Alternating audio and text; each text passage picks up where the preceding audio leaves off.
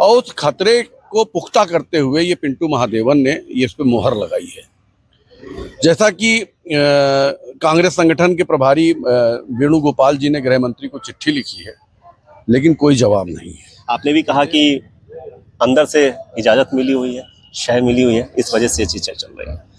तो असली दुश्मन कौन दिख रहा है आपको? आरएसएस के? उनको ये बात बिल्कुल गलत तरीके से बेबुनियादी कहते हैं। राहुल गांधी एक नेता प्रतिपक्ष हैं, उनका पासपोर्ट है और वो राजनयिक पासपोर्ट है। जब वो कहीं जाते हैं तो उस पर बाकायदा वीजा बनता है, जाते हैं तो सरकार के।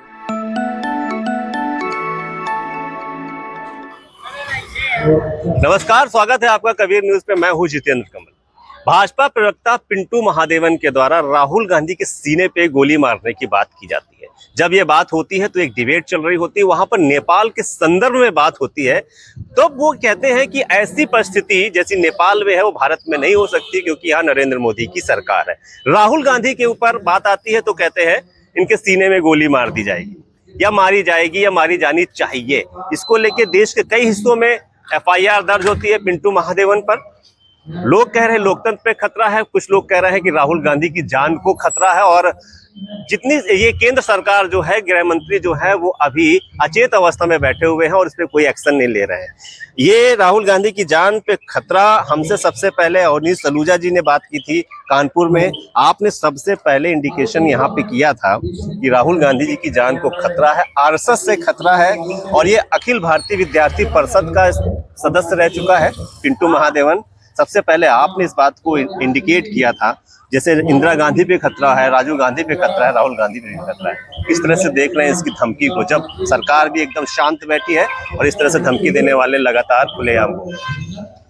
भारतीय जनता पार्टी और संघ का इतिहास रहा है, जब भी कुछ करते हैं उसको ट्रायल बेस पे करते हैं। गांधी की हत्या से पहले आप देखिए, महात्मा गांधी की हत्या से पहले 4 बार उनके ऊपर ट्रायल हुआ, उनको हुआ। ये बात अनायास नहीं कही गई है, ये बात भारतीय जनता पार्टी के शीर्ष नेतृत्व के इशारे पे कही गई है। मैं आपको बताऊं कि मैं आपके चैनल पे सबसे पहले जो आपने कहा कि सबसे पहले कहने वाला हिंदुस्तान में शख्स हूं कि राहुल गांधी की जान को खतरा है। और इस खतरे को भांप के उत्तर प्रदेश के अध्यक्ष अजय राय जी ने बाकायदा गृह मंत्री जी को पत्र लिखा है कि साहब जो है राहुल गांधी की जान को खतरा है। और उस खतरे को पुख्ता करते हुए ये पिंटू महादेवन ने ये इस पे मोहर लगाई है। जैसा कि कांग्रेस संगठन के प्रभारी वेणुगोपाल जी ने गृह मंत्री को चिट्ठी लिखी है, लेकिन कोई जवाब नहीं है। इस देश में लगातार राहुल गांधी के जान को खतरा लगातार बढ़ रहा है और केंद्र सरकार बिल्कुल मौन रखे हुए है। जाहिर सी बात है उनकी मौन सहमति है। तो मैं आपसे फिर एक बात कह रहा हूँ कि राहुल गांधी जी की जान को हकीकत में खतरा है। और किससे खतरा है? आरएसएस से और भारतीय जनता पार्टी से। ये कभी भी कुछ भी कोई भी बड़ी घटना घटा सकते हैं। वो ये कह रहे हैं कि राहुल गांधी विदेश निकल जाते हैं तो जो उनकी सिक्योरिटी है उसको बता के नहीं जाते हैं। क्या आपको इस चीज में कोई थ्रेट्स लग रही है कि बता के जाना चाहिए और वहां पर भी सुरक्षा बढ़ाई जानी चाहिए?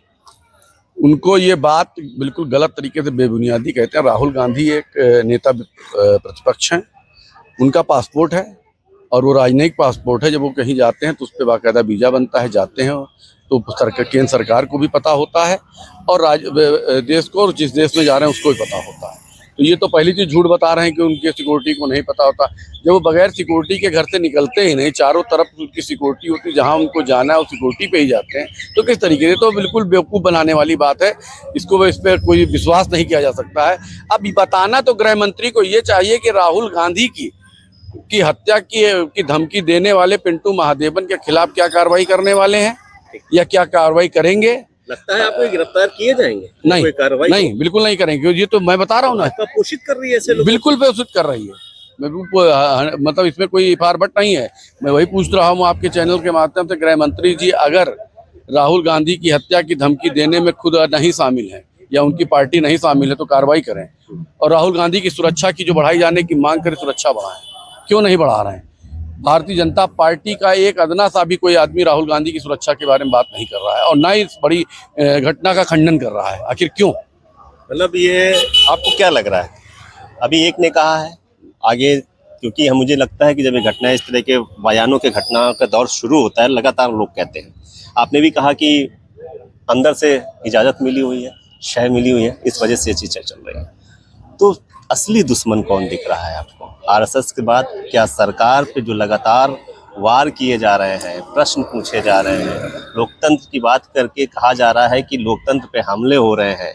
अभी देख लीजिए आप किस तरीके से आई लव मोहम्मद पे बातें हो रही हैं, लाठीचार्ज हो रहे हैं, उसको किसी और तरह से पेश किया जा रहा है। तो आपको क्या लग रहा है, मेन कौन ऐसा व्यक्ति है जिससे राहुल गांधी को खतरा और जिसको राहुल गांधी से खतरा है? संदेह के तौर पे। देखिए राहुल गांधी जिस तरीके से लोकतंत्र की हत्या हो रही है, लोकतंत्र में जिस तरीके से वोट चोरी का मुद्दा उठाया है, उससे सरकार 2-3 तरीके से ध्यान डाइवर्ट करना चाहती है। एक तो राहुल से बचना चाहती है और दूसरा ध्यान भी डाइवर्ट करना चाहती है। ध्यान कैसे डाइवर्ट करना चाहती है?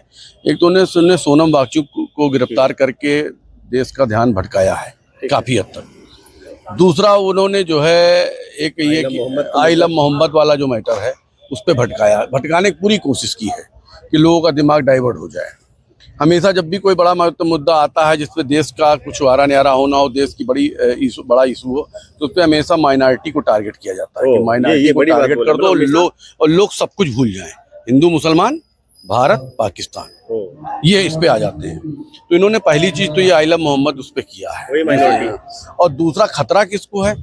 मोदी की जो नकली कुर्सी है, जो इन्होंने बेईमानी से जो अपनी सरकार बना ली है और चोरी से जो सरकार बना ली है, उसको खतरा हो गया है। इसलिए मैं कह रहा हूँ राहुल गांधी से मोदी भारतीय जनता पार्टी की सत्ता को खतरा है, इसलिए राहुल गांधी की जान को खतरा है। इसलिए राहुल गांधी की जान। बस ठीक, शुक्रिया हमसे बात करने के लिए, बहुत बहुत शुक्रिया, बहुत बहुत शुक्रिया।